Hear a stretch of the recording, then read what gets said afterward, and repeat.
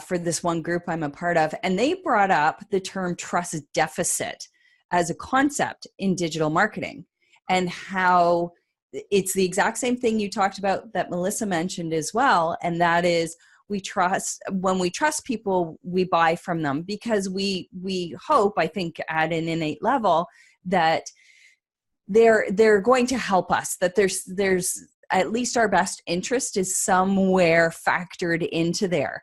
So trust deficit in digital marketing, like they didn't go into too much about it, but I thought it was a fascinating concept, especially in light of what we talked about last week.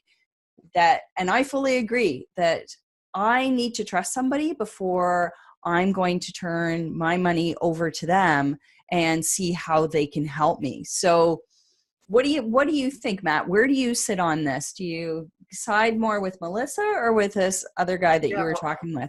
I don't know. I'm still working through it. It seems to me that, like you, I've followed so many, gurus, we call them gurus here, just, people selling you stuff and telling you how to do digital marketing.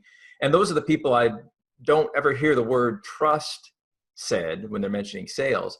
But I'm getting to an age, I think, or to a level of experience that I've got to set all that aside. And I'm just looking back to the folks that have decades of experience. So, the folks I follow, the Jim Rohns, I'm a big fan of T. Harv Eker.